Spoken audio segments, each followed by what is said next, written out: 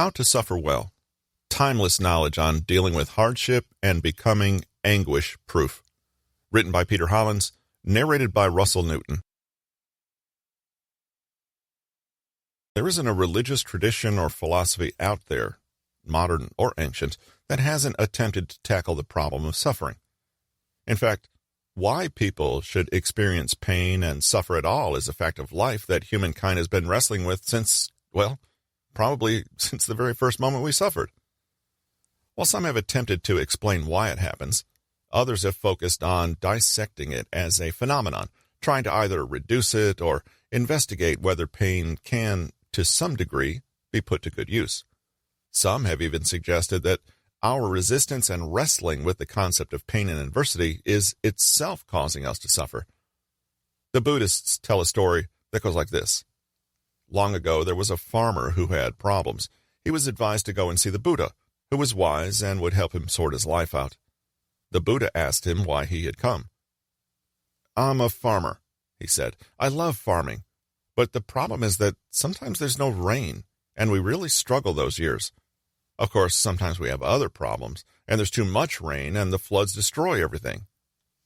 But the man didn't stop there. "I also have a wife, Buddha. I love her, truly, but sometimes we don't get on. To be honest, occasionally she gets on my nerves. And my kids, they're lovely kids, they're great. Sometimes, though, they misbehave like you wouldn't believe." The farmer went on and on like this. His in-laws were bothering him. He had money worries. He often tossed and turned in bed at night, wondering about the meaning of life, and his left knee hurt. The Buddha listened patiently, smiled, and simply said, "I can't help you." The farmer was astonished. The Buddha continued, "Every person has 83 problems, every one of us, and there's nothing you can do about it. Maybe you can do this or that to fix them, but once the problem is gone, another one springs up in its place. More problems are coming. For example, you'll lose your family and loved ones one day, and you yourself will die. That's a problem you certainly can't do anything about." The farmer, probably beginning to regret his visit, couldn't help but ask angrily, "Well, I thought you could help. What's the point of everything you teach if you can't solve my problems?" "Well, I can maybe help you with your 84th problem," he said. "84th problem? Well, what's that?" "It's that you want to not have any problems." This attitude underlies the general Buddhist perspective, which is that pain is inevitable, and it's our clinging to or resistance to that experience that causes us problems. In other words, if we practice non-attachment and stop fighting with reality, we can learn to live peacefully in a world that will always contain problems. The ancient historical Buddha would have likely found our current-day obsession with happiness and success and ease quite amusing. All of Buddha's 4 noble truths are in some way about suffering, not blissful, perfect happiness that frees us from the troubles of the world forever. If you're a person living in the modern industrialized world, though, you probably view suffering quite differently from the Buddhists of thousands of years ago. You might not even believe that you do suffer. Isn't suffering something that poor starving children in Africa do? You might look at your own boredom or malaise or low self-esteem as a mere mental health problem, rather than call it something as dramatic as suffering. But that's exactly how the Buddhists would characterize it. They would call countless everyday experiences suffering. Loving someone a little more than they love you, feeling uncertain about your job, getting old, looking in the mirror and not liking what you see, feeling disappointed that you didn't achieve more with your life, or quietly wondering what the point of it all is. All of this is suffering. When you're stressed out, frustrated, worried, depressed, annoyed, overwhelmed, resentful, or fearful, then you're suffering. Call it anguish, stress, unhappiness, dissatisfaction. All of this happens because we're grasping hold of something that is, by nature, impermanent. Importantly, in this worldview, suffering is everywhere and unavoidable. Since life is always changing, we will one day have to face losing what we have now. In other words, it's not possible to not suffer. Illness, death, confusion, relationship breakups, and conflict are all a non-negotiable part of life. The Buddhists would say that the way forward is not to fight this fact, but to work with it. The idea, then, is not that we vanquish suffering or run away from it, but rather that we find deeper meaning and understanding in the inevitable experience. What is suffering? Some people would say that it's the tendency to wish that things weren't the way they are, i.e., to be like the farmer whose main problem is that he thinks he should have no problems. We can see this perspective on suffering in many different philosophies and worldviews, not just Buddhism. Imagine you're in love with someone and announce your feelings only to have them tell you they don't see you that way. It feels awful, but why? Some would say that the awful feelings stem from our faulty interpretation, not from the experience itself. Maybe we have a deep, unexamined belief that we don't deserve to feel bad, that we're required in life to get what we want. More specifically, perhaps we've told ourselves that this person loving us back is a condition for our own happiness, but is it? Is there anything in objective reality, however you define that suggests that your awful feelings are somehow a mistake? We arrive again at what some would say is the root cause of suffering, our attitude. We experience reality, that is, we experience that it changes, is impermanent, and occasionally hurts, and we try to deny it. For example, we stubbornly do whatever we can to prevent aging and deny that we're getting older. When we lose something or someone dies, we rail against the fact and fight it, believing it is an injustice. When luck doesn't favor us, we call it unfair. It's all just many different ways of saying, the way things are isn't right. They should be some other way. Right now, try to think of all the things you believe are missing from your life. Money, a relationship, a good career, and so on. Now, imagine a person who has this thing you want. Look at them and ask yourself honestly, is their life genuinely any better than yours? Are they spared any suffering that you aren't? Are they completely immune from disappointment and bad days and feeling ungrateful? Truth is, even though they have the thing you want, they too will have to say goodbye to it at some point. To summarize this perspective on suffering, we can put it this way. Pain is inevitable. Suffering is not. Well, what's the difference between pain and suffering? Aren't they the same thing? Imagine you're stung by a bee. It's completely unexpected, and the pain quickly fills your body, bringing tears to your eyes.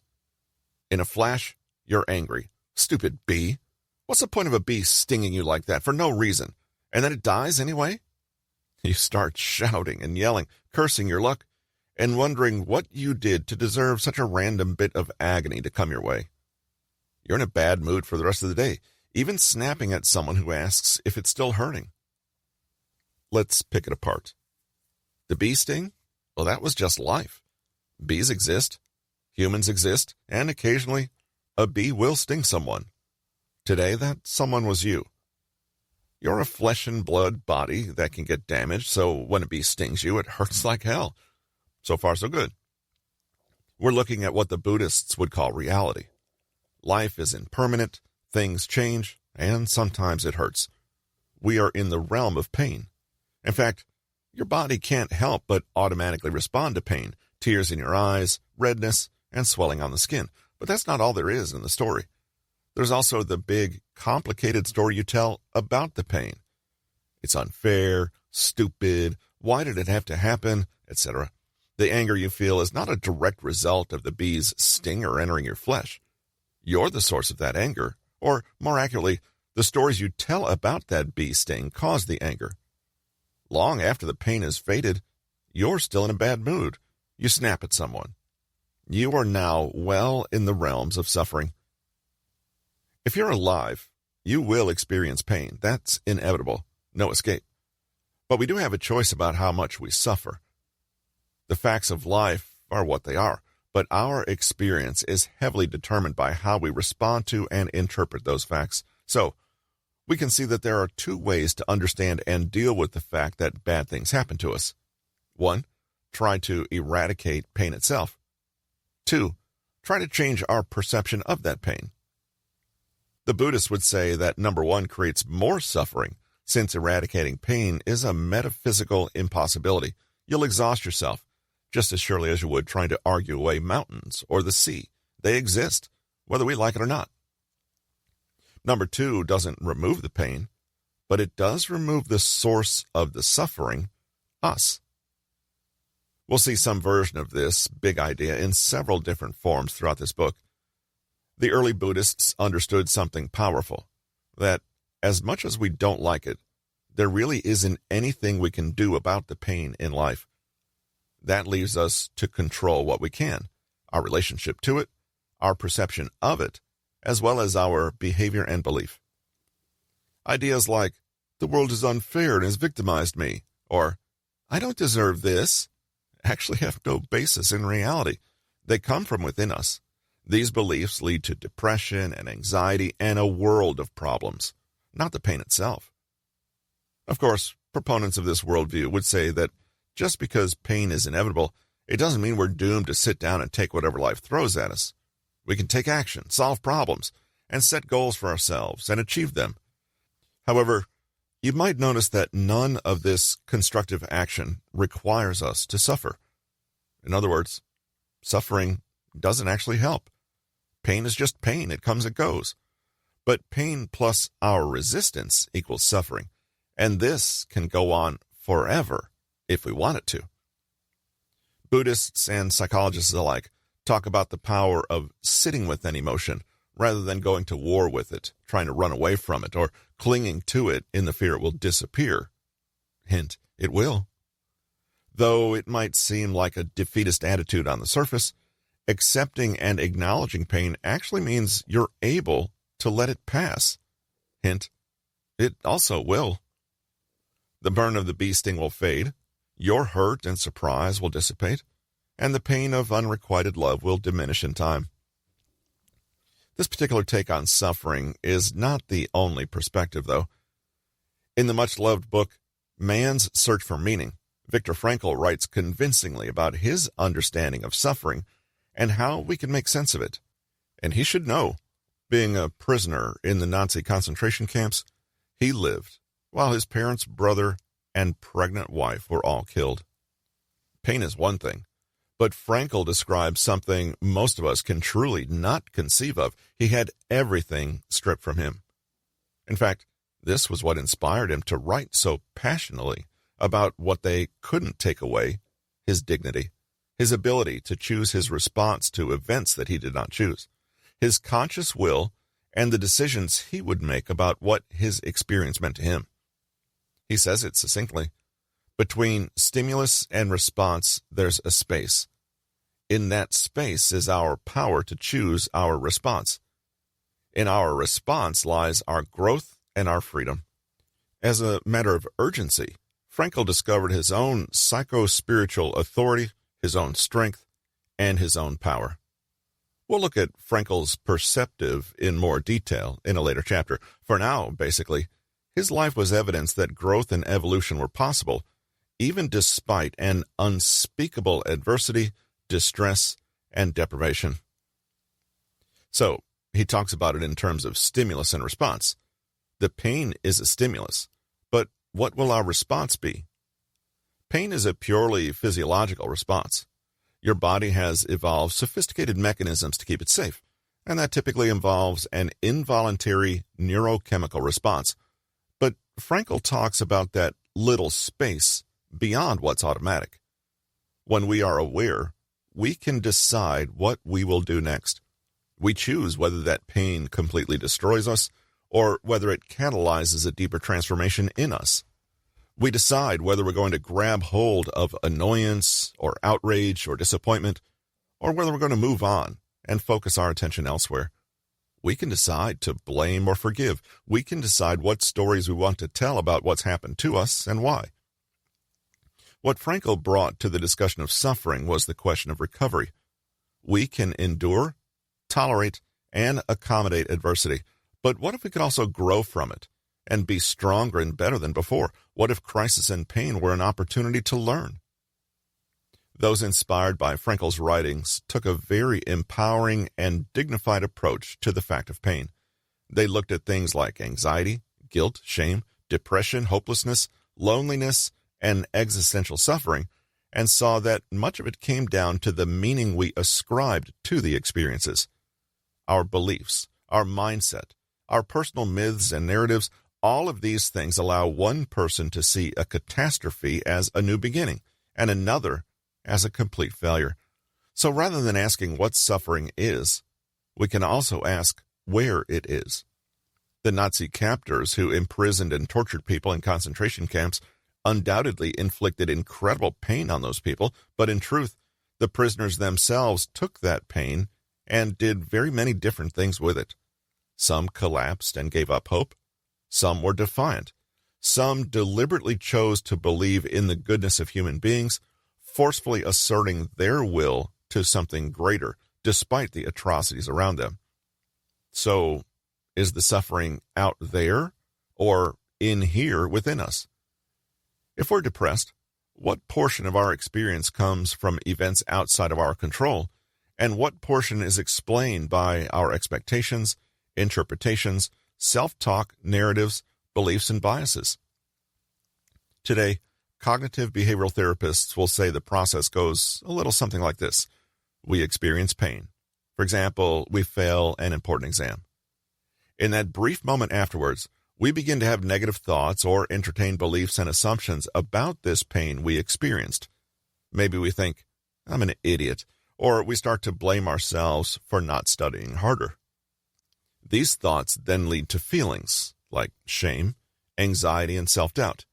They may also, at the same time, lead to physiological changes in our bodies, higher cortisol levels, muscle stiffness. These feelings and sensations then feed on themselves and spiral out of control. You feel bad about feeling bad, and so on, and so on. In time, these thoughts and feelings may even start to manifest as behaviors and actions that further deepen your suffering. You give up studying and don't bother on the next exam either.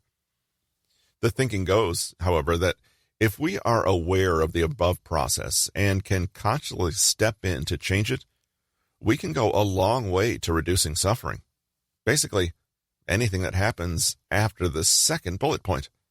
In this way, this perspective is similar to the Buddhist approach in that suffering is not dealt with directly, but indirectly. We reduce the problem of suffering by addressing how we respond to inevitable pain. We're not in charge of the pain, but we are in charge of how we deal with it. This book considers countless different approaches, tactics, and techniques for making suffering work for us, but you'll notice that even though they come from vastly different theoretical underpinnings, they each acknowledge that we're never really able to remove pain from life completely. In fact, trying to do so will likely win us more suffering, not less. We might find this basic premise echoed in many different philosophies and ideas around suffering, including the now increasingly popular ancient school of the Stoics. Thinkers like Marcus Aurelius and Seneca have offered their version of a healthy, constructive approach to the inevitability of pain in life. Their view can be nicely encapsulated in the famous Serenity Prayer, which says, God, grant me the serenity to accept the things I cannot change, the courage to change the things I cannot accept, and the wisdom to know the difference. They too understood that the good life is one that's lived with a healthy and realistic attitude towards external limitations that we have no control over. While they acknowledge that there is also scope for action, and we can always take personal responsibility for our lives, we need to understand what we can influence and what we must simply learn to live with, accept, or embrace. As with the other theories we've considered here, life is improved not because suffering and pain are eradicated, but because we become better at understanding, accepting, and overcoming it. Summary. There are countless theoretical approaches to understanding the universal problem of suffering. We start with the Buddhist conception, which sees pain as an inevitable and natural part of life, which is transient and always changing. Therefore, if we attach to what is impermanent, we will suffer when it changes. The parable of the farmer and the Buddha shows that our biggest problem is that we believe we should have no problems. In these views, suffering occurs because, paradoxically, we think we should not be suffering. Pain is unavoidable, but suffering is optional. Suffering is pain plus our grasping, resistance, attachment, or identification. Thus, we can greatly reduce our suffering by changing how we deal with pain. The Serenity Prayer teaches us that we need the wisdom to discern between what is in our power to control, our mental reaction to pain, and what isn't, the pain itself. According to Viktor Frankl, in the brief moment after pain, we have a gap where we can pause and decide what response we would like to have. We may evolve mechanisms to respond automatically, but we also have the power to choose our response if we are conscious. Cognitive behavioral psychologists recognize a similar principle and explain how our minds can trap us in suffering. We experience pain and then immediately create a thought about it. This thought creates our feelings and a physiological reaction, for example, stress and tension in the body. In time, these feelings spiral out of control and manifest as behaviors that reinforce our original thoughts. Let's dig a little deeper. Though the Buddhists had a lot to say about suffering, and though we'll return to their conception of the problem again and again, in truth, their perspective is not especially unique. What's great about the Buddhist approach is that it has a clear and defined explanation for why we suffer, i.e., where it comes from. It's a little like understanding the etiology of a disease, in this case, the disease broadly being the human condition. We start here because once we know why we suffer, we're arguably better prepared to do something about it. The Buddha put forward his 4 noble truths, which go like this. 1. Dukkha. Suffering exists and is an unavoidable fact of life, at least in this realm of existence. 2. Samudaya. There's a cause for this suffering, which is desire, craving, or attachment. 3. Nirodha. We can let go of suffering by renouncing our attachment. 4. Marga. We can do this by following the Buddhist Eightfold Path. Though we'll not dwell on the philosophical details too much, it's enough for now to understand the noble truths in this way. Suffering happens, and it happens because we are attached to what is transient. Though there is a solution, we can let go of suffering if we relinquish this attachment. So, it's the nature of reality to change. When we cling and form attachments, we're in opposition to this natural order, and this causes us to suffer. To be released from this suffering is not to eradicate the change inherent in reality, but to cease our attachment to it. An example will explain. Imagine you're walking in the woods one day, and it's beautiful. It's warm and bright. The birds are singing, and you're having an amazing chat with your walking companion. It's like paradise, but it doesn't stay paradise. Life always changes, and so too does this day. Maybe clouds roll in and it starts to drizzle. The bird song stops, and your walking companion suddenly becomes grumpy and uninteresting. Suddenly there's an annoying car alarm in the distance that goes on and on and on. Just like that, your lovely walk is not so lovely anymore. But if we're attached to one expression of reality over another, we might tell a story that goes, this is a problem now. It's supposed to be sunny and nice, and it's not. The truth is, rain and shine both belong to the natural order. Sometimes birds sing. Sometimes they don't. The people we love today may be annoying and difficult tomorrow. So we have the first noble truth. There is dukkha, or suffering. And the second noble truth is that the cause of this is you, or more accurately, it's your clinging and attachment. For the Buddhists, nothing is permanent. Everything living will die. Clouds come and go. Things shift and change and evolve. Everything is always moving. However, if we cling and form attachments, we grasp hold of something and behave as though this weren't the case. We say, I wish this day would last forever. It won't last forever. And expecting and wanting it to is what causes the pain, not the fact that it changes.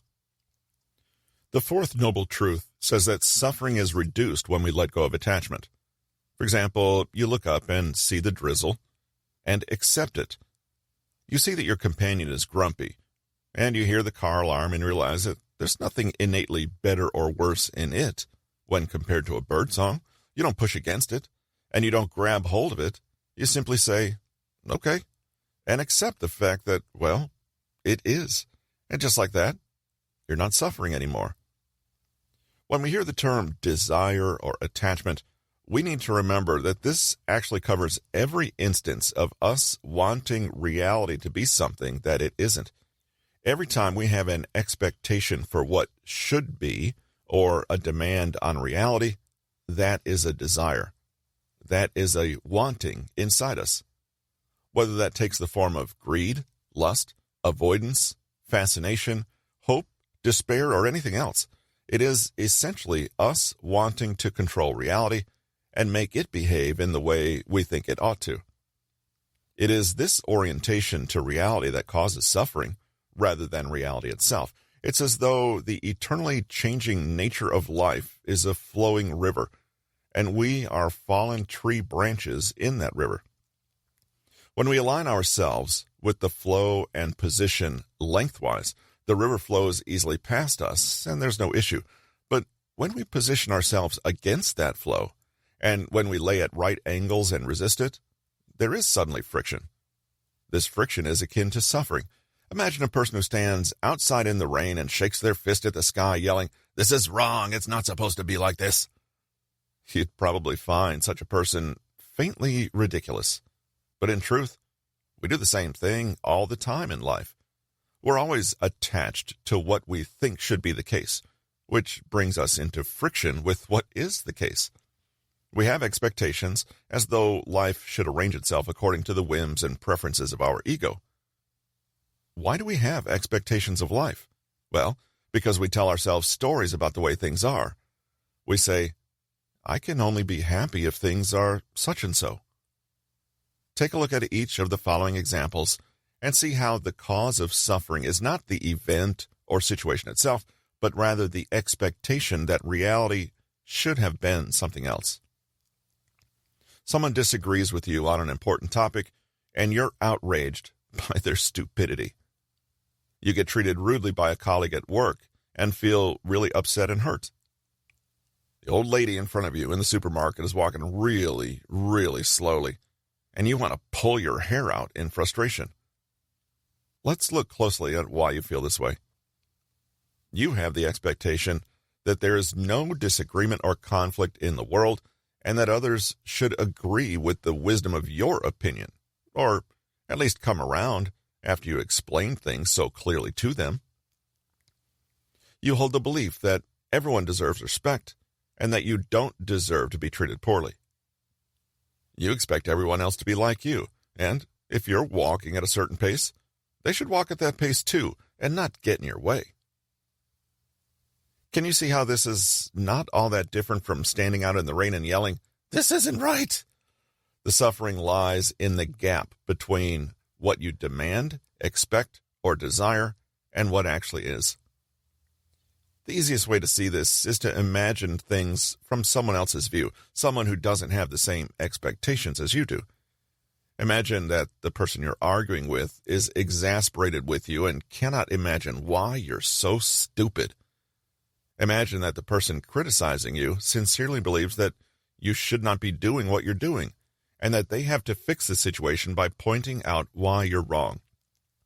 Or picture that the old lady looks at you, shakes her head, and thinks, "These people who rush around supermarkets make me want to pull my hair out in frustration."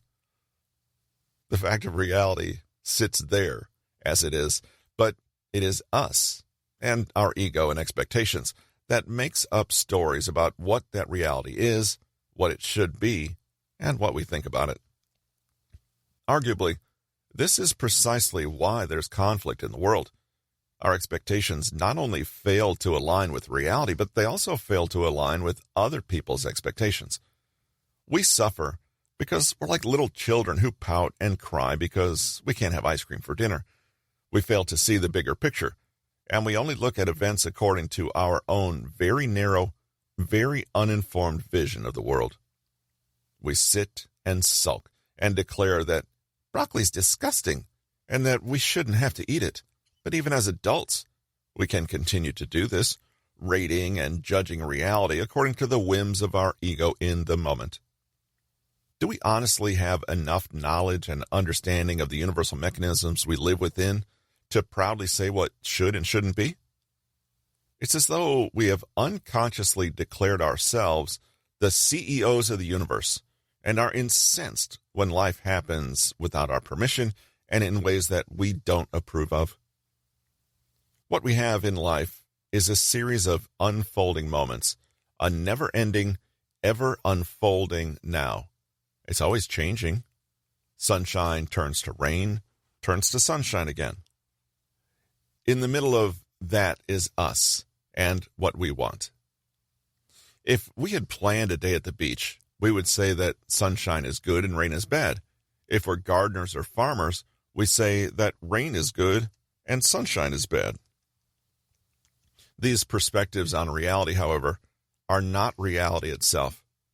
Rain is not good or bad. Sunshine is not good or bad. It is us and our ego, our expectation, and our desire to control that assigns labels to neutral reality, which is always just being what it is. So let's cut to the chase. What's the cause of suffering? We are. But here we're faced with something quite tricky. The fact is, we are individual people with unique interests and goals. We only have our own limited perspective, and of course we have a preference for all those things that favor us. This is, after all, what it means to be alive. We're not enlightened, egoless beings. We're not angels or abstract entities. We are imperfect people living in an imperfect world. Importantly, the Buddhists, and generally those who teach mindfulness and awareness, don't want us to abandon all expectations. It's not possible. The idea is not to become completely apathetic, shrugging your shoulders and having no opinion about the outcome of events. It's not possible to avoid having a point of view, a judgment, or a goal. It's not possible to avoid being impacted by events around us. In other words, there will always be people we disagree with, insults, and things that get in our way. But we can have awareness and acceptance. We'll explore the way out of suffering in more detail in the following chapter, but for now, it's important to note that we're not asked to pretend that nothing bothers us or that we don't care what happens either way. This is just more clinging, more ego, and more expectation. I should be more accepting, or a truly enlightened person does such and such, so I must do that too. For now, let's acknowledge and understand the cause of suffering. That's half the problem. Suffering does happen, and it happens because of our attachment. We can call this attachment many different things: desire, craving, clinging to, positioning, searching, wanting, seeking, needing, thirsting or hungering for, resisting, obsessing about, being addicted to, grasping, identifying with, needing. Whether big or small, or profound or trivial, and whatever the object, this attachment is our active relationship to neutral reality. According to our identities, it's the personal narrative we tell about impersonal events. It's like a contraction. We interpret events which requires a certain narrowing of perception, but this is not the full story. We also attach to and identify with neutral, fleeting events when we push against reality. It seems counterintuitive. Such resistance is also a way of holding on to things and failing to appreciate their transience and impermanence. For example, we can tell ourselves a complex story about our enemies or adversaries and how much we hate them. We can get carried away with anger and blame for something that happened to us. Or we can constantly position ourselves in opposition to something else, either because we see ourselves as victims or perhaps as rebels who gain our identity from what we aren't. Or consider the person who cannot even acknowledge the deep unconscious beliefs that, nevertheless, control their every move. They resist these ideas to such an extent that they don't even know they're there, but their resistance and avoidance nevertheless colors everything in their life. A Buddhist parable tells of a young monk and his wise older teacher on a journey. The pair arrive at a river and encounter a young woman having trouble crossing. The teacher thinks nothing of inviting the woman to jump on his back so he can help her cross over. The young monk, seeing this, is disturbed. He knows that, in their religious tradition, touching a woman is forbidden. They continue on the journey for some time before the young monk, unable to remain silent, speaks up. "Master, I'm deeply troubled. You carried that woman across the river, but you know that this is completely against our faith." The master smiled and simply said, "Well, I carried that woman across the river, and then I set her down again. Why have you been carrying her for the last 3 hours?" This story shows us how clinging to and resisting are really two sides of the same coin. The young monk is both resisting reality. His master should not have carried the woman, but he's also clinging. It should be this way, not that way. Here, clinging and resisting are really different manifestations of identifying with something to such an extent that we keep carrying it with us long after the fleeting event has passed. Existence is impermanent, but when we cling or attach, we hold on to things long after they fade away. It is our stories about things that keep them alive. The master, in the story above, is in the moment and can let the past go. It's the young monk who suffers because he clings and resists. He's privileging his expectation about reality above what is actually happening. The master might pause and draw the young monk's attention to the moment they are actually in. Where is the problem? Nowhere. It's only in the mind of the young monk. We don't need to beat ourselves up about any of this. Human beings have evolved brains that seek out patterns and try to make theories and models of the world to control whatever emerges in the present moment. Your brain evolved to help you survive, not to make you happy. Its job is to look for problems, which is not necessarily a problem in itself. However, it would help to notice how seldom this need for control actually succeeds in getting reality to behave as we wish. Here's a clue. It never does. This is because life is changeable and ungraspable. Like water, in the very same instant we reach out to try and grab it, it's already flowed past. Even if we could grab hold of a moment right now, there's another one immediately on its tail, and the previous one whizzes by, never to be seen again. Our perception, it would seem, is always colored by our interpretation and judgment.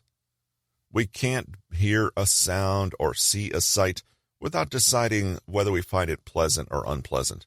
We can't help but insist that if something good is happening, that it should stay that way forever and never change. So we build up our egos and stories and routines and rituals. Then, when life smashes them to bits, we suffer. There's a more practical way to look at the first noble truth, and that is the profound fact of, well, shit happens. We'll all die. Many, if not most of us, will experience injury and illness. If we're in a relationship, one of two things will happen. We'll either break up or one of us will die. You will sometimes have an accident. You will hurt yourself or hurt others. You will have something that you love and cherish that you will nevertheless lose. If you're lucky, you'll grow old and experience the indignities of an aging body. There'll be storms and unexpected bills and arguments and nasty surprises. Seeing as all these things will happen, what's the use in arguing with them? On the other hand, even the best experiences in life are transient. No matter what peaks of pleasure you attain, they eventually stop, right? Even that delicious cookie you're eating right now will, in a minute, be no more. Then what? The good comes and goes, and the bad comes and goes. Everything is transient. But the idea is that suffering enters the picture when we strenuously try to hold on to the good and run away from the bad. There are different types of craving and attachment. We might crave pleasure. For example, we have a food addiction. Or we might cling to an ego-driven idea of our own identity. For example, we become self-obsessed and seek fame or to dominate others. Or we could work hard to avoid experiencing things we don't want to experience. For example, avoiding conflict, being in denial, or indulging in escapism. They all amount to the same thing, though: a faulty relationship with reality. Tough, because it's hard to swallow. Even the suffering attached to life's greatest losses, death, divorce, etc., are a result of our failure to accept the impermanence of everything. Our clinging and craving are endless and never satisfied. Unlike reality, which shifts and changes, our attachment can keep going forever, going round in circles. Our seeking could turn into greed and materialism, and we find that no matter how much we have, we want more. Or our vanity causes us to build a bigger and bigger ego for ourselves. We can even find that our spiritual seeking becomes a kind of bottomless ambition, and we end up craving endless enlightenment experiences. Summary. In the Buddhist tradition, the Four Noble Truths explain what suffering is, its cause, and how to deal with it. The first truth is that suffering exists and is unavoidable. And the second is that the cause of suffering is our desire, craving, or attachment. The third is that suffering can be released if we renounce this attachment. And the fourth truth is that we practice this way of being by following the Eightfold Path. When we're attached to one outcome or another, the Buddhists claim we cause suffering. It's our perspective, preference, narrative, and expectation about what should be that causes our unhappiness. In life, everything is transient, though, and always changing. In the parable of the two monks, we see that resistance is also a form of grasping and allows us to carry suffering with us long after the initial moment has passed. In this philosophy, we cannot achieve happiness by trying to remove suffering from life, but rather by changing our attitude to it. We can use the Four Noble Truths as a starting point for reducing suffering in our own lives, or rather, learn to suffer better. To do so, we have to understand our own tendency to identify with, cling, resist, or tell stories about reality, and learn to simply appreciate reality for what it is, neutral and impermanent. This has been How to Suffer Well, timeless knowledge on dealing with hardship and becoming anguish-proof. Written by Peter Hollins, narrated by Russell Newton. Copyright 2022 by Peter Hollins. Production copyright by Peter Hollins.